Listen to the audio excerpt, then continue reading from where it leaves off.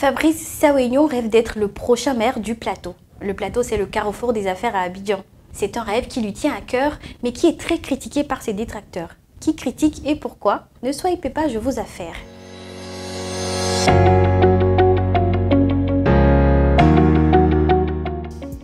Alors c'est officiel, le Rassemblement des Oufouettistes pour la démocratie et la paix, RHDP, a choisi Fabrice Saoignon pour être le porte-étendard aux élections municipales de 2023. Et cette candidature est soutenue par Ouattara Dramane, son ancien colistier aux élections législatives de 2021. Élections qu'ils ont d'ailleurs perdues. Mais bref, cette fois, ils sont apparemment 10 fois plus motivés et pour y parvenir, ils doivent se rapprocher des jeunes et de l'ensemble des communautés cosmopolites du plateau. Et ça, ce n'est pas gagné d'avance. La désignation d'un candidat doit être une fête, mais là on a plutôt l'impression que c'est un échec. La jeunesse du RHDP au plateau dit que Fabrice Saoignon n'est pas un militant de base. Soro Drissa, président de la jeunesse du RHDP plateau, affirme qu'il n'a pas participé à la vie politique et n'a mené aucune action en faveur du parti. Et si ça commence aussi mal, en choisissant Fabrice Saoignon, le RHDP vient peut-être d'offrir une fois de plus la mairie au parti adverse, le PDCI. Il y a même des membres du RHDP qui menacent de voter pour Jacques Ewo, l'adversaire de Saoignon.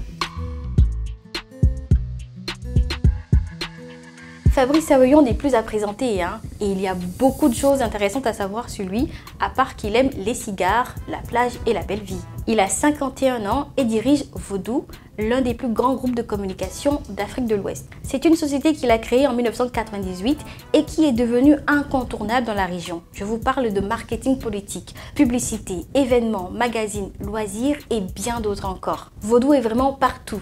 Des filiales existent au Cameroun, au Sénégal, au Togo, au Gabon, au Mali et au Bénin. En 2017, il a signé un partenariat avec le groupe français M6 pour le lancement de Live TV qui fait aujourd'hui un carton. Fabrice Saoignon fera-t-il un bon maire? Je pense que oui. Mais sera-t-il élu cette fois? J'en doute. Parce qu'en réalité, la jeunesse ne veut plus revivre l'échec de 2018. Il y a 5 ans, il s'était investi dans les visites de terrain auprès d'associations de jeunes, de femmes, de personnes âgées ou d'handicapés, dans les remises de dons, dans les créations de fondations. Mais tout ça n'a pas fait évoluer sa communication. Et tous les rebondissements qu'il y a eu lors des élections municipales de 2018 ont propulsé son adversaire sur le devant de la scène politique. Ah oui, l'arrivée de Jacques Ewo à la tête du plateau a été semée d'embûches. Mais depuis, il a conquis le centre d'Abidjan et a donc toutes les chances de renouveler cet exploit cette année. Alors, en Côte d'Ivoire, le style Saoignon divise. D'un côté, il y a ceux qui l'adorent et trouvent qu'il est un travailleur acharné et vif d'esprit, un ambassadeur du travail dur, amuse-toi bien. Et de l'autre côté, il y a ceux qui bug littéralement quand on prononce son nom, parce qu'il serait agité et aurait un ego selon eux démesuré.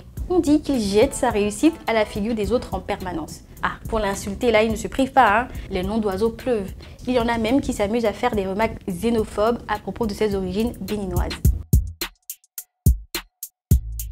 Dans une interview accordée aux médias Le Monde, Fabrice Saoignon a déclaré que le mouvement qu'il amorce n'a rien à voir avec la politique dans sa dimension politicienne. Il disait vouloir proposer des compétences, une vision, une ambition, un mode de gestion nouveau pour le développement de la ville et l'amélioration des conditions de vie de ses habitants. On peut y croire, il faut accorder le bénéfice du doute à tout le monde. Mais la question que je me pose, c'est s'il est élu, démissionnera-t-il ou cumulera-t-il ses fonctions de maire et de chef d'entreprise? Parce que j'ai beaucoup de mal à le voir autrement qu'en homme d'affaires. Mais dites-moi dans les commentaires ce que vous en pensez. On se dit à bientôt.